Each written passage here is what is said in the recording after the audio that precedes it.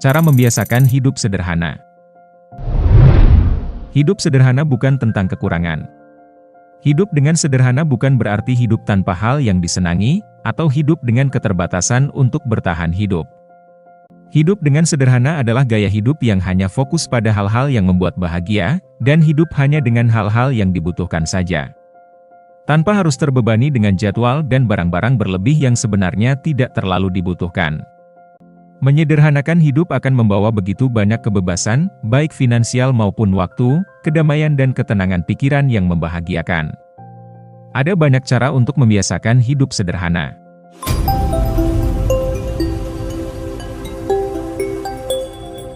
Nomor 1. Hidup dengan penuh rasa syukur. Rasa syukur mampu mengubah apa yang telah dimiliki menjadi lebih dari cukup.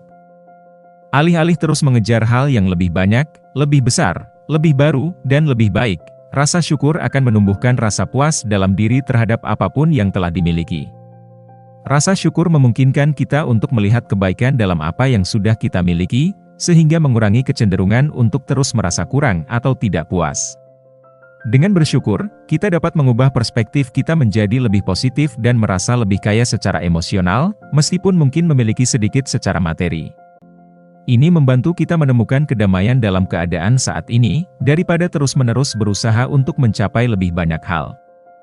Dengan memiliki sikap yang penuh syukur, kita juga dapat mengalami peningkatan kesejahteraan emosional dan mental. Fokus pada hal-hal yang telah kita miliki dan merasa bersyukur atasnya dapat mengurangi stres, kecemasan, dan depresi.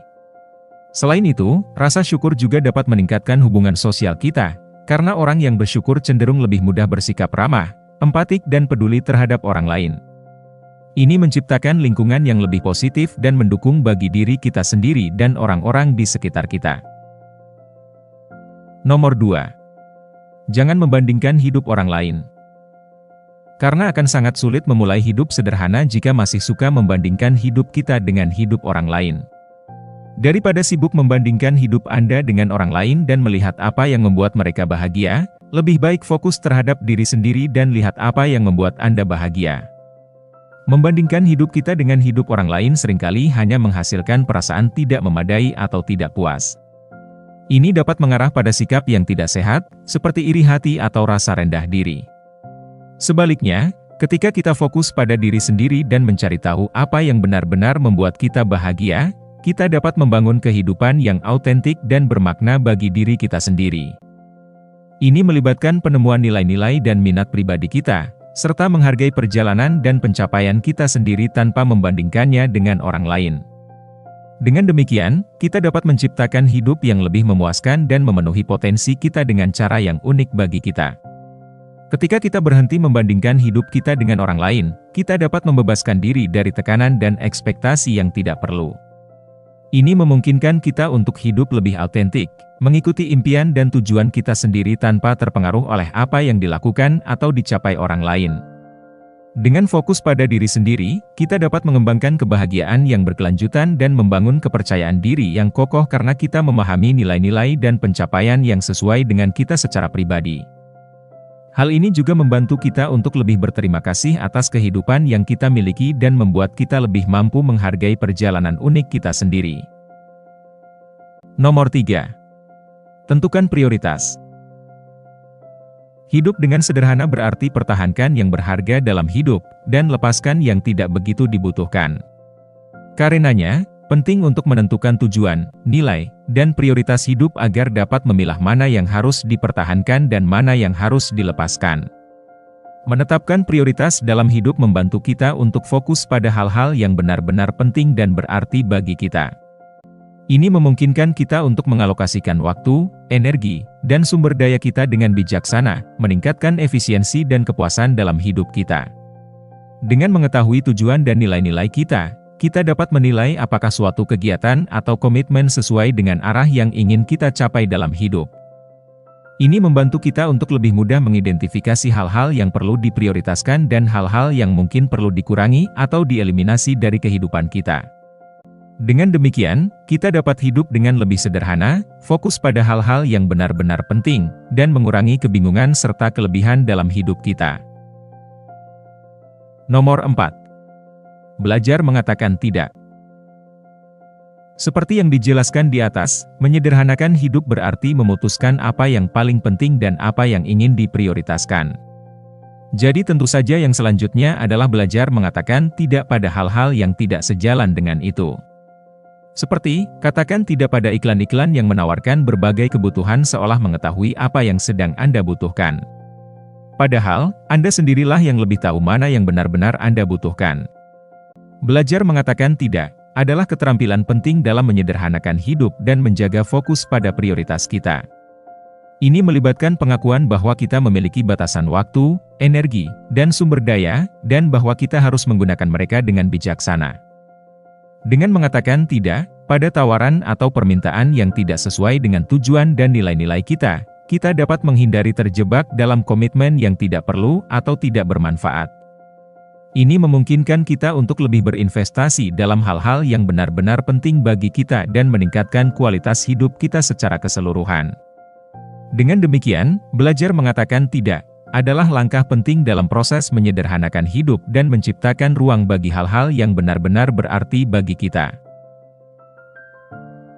Nomor 5. Jauhi hutang. Belilah apapun yang sesuai dengan kemampuan finansial Anda, jangan membeli lebih dari itu. Karena hutang justru akan menambah beban dalam hidup Anda. Selain itu, menghindari hutang adalah kunci untuk menjaga stabilitas keuangan dan mengurangi stres dalam hidup kita. Hutang seringkali memberikan beban finansial yang berkepanjangan, karena kita harus membayar bunga dan cicilan secara berkala. Hal ini dapat mengganggu kebebasan finansial kita, membatasi pilihan kita, dan bahkan menyebabkan tekanan emosional yang signifikan. Dengan membeli hanya apa yang sesuai dengan kemampuan finansial kita, kita dapat menjaga keseimbangan keuangan kita, menghindari hutang yang tidak perlu, dan memprioritaskan tabungan dan investasi untuk masa depan yang lebih stabil dan aman. Dengan demikian, mengutamakan pembelian yang sesuai dengan kemampuan finansial kita adalah langkah penting dalam menjaga kesejahteraan keuangan dan menyederhanakan hidup kita secara keseluruhan. Nomor 6. Sederhanakan lemari pakaian. Fashion yang bagus tidak terlihat dari seberapa banyak pakaian yang Anda punya, tapi dilihat dari pakaian apa yang tepat untuk Anda kenakan. Selain itu, sederhanakan lemari pakaian adalah langkah praktis dalam menyederhanakan hidup dan menyelaraskan pakaian dengan gaya dan kebutuhan pribadi kita. Dengan mengurangi jumlah pakaian yang dimiliki, kita dapat menciptakan lemari yang lebih terorganisir, memudahkan pemilihan pakaian setiap hari, dan mengurangi stres dalam memilih busana. Selain itu, dengan memiliki sedikit pakaian yang berkualitas dan sesuai dengan gaya pribadi kita dapat memastikan bahwa setiap item yang kita miliki digunakan secara optimal dan memberikan nilai tambah dalam penampilan kita. Hal ini juga dapat membantu kita menghindari pembelian impulsif atau memboroskan uang untuk pakaian yang tidak benar-benar dibutuhkan. Dengan demikian, sederhanakan lemari pakaian merupakan langkah penting dalam menciptakan gaya hidup yang lebih sederhana, efisien dan berkelanjutan. Nomor 7. Tinggalkan pengeluaran yang tidak dibutuhkan. Keluarkan uang hanya untuk apapun yang Anda butuhkan. Ini bukan pelit, hanya saja belajar untuk hemat agar keuangan Anda tidak dihabiskan pada hal-hal yang tidak begitu penting. Meninggalkan pengeluaran yang tidak dibutuhkan adalah langkah bijaksana untuk mengelola keuangan dengan lebih baik dan memastikan bahwa uang kita digunakan dengan efisien. Ini bukan tentang pelit, melainkan tentang menghargai nilai uang dan memprioritaskan pengeluaran sesuai dengan kebutuhan dan nilai-nilai kita. Dengan membatasi pengeluaran pada hal-hal yang benar-benar dibutuhkan, kita dapat menghindari pemborosan uang pada barang atau layanan yang tidak memberikan nilai tambah yang signifikan dalam hidup kita. Hal ini memungkinkan kita untuk lebih fokus pada tujuan keuangan jangka panjang kita, seperti menabung untuk masa depan, mengurangi utang, atau berinvestasi untuk pertumbuhan kekayaan. Dengan demikian, meninggalkan pengeluaran yang tidak dibutuhkan adalah langkah penting dalam menciptakan kestabilan keuangan dan membangun kebiasaan pengelolaan uang yang sehat dan bertanggung jawab.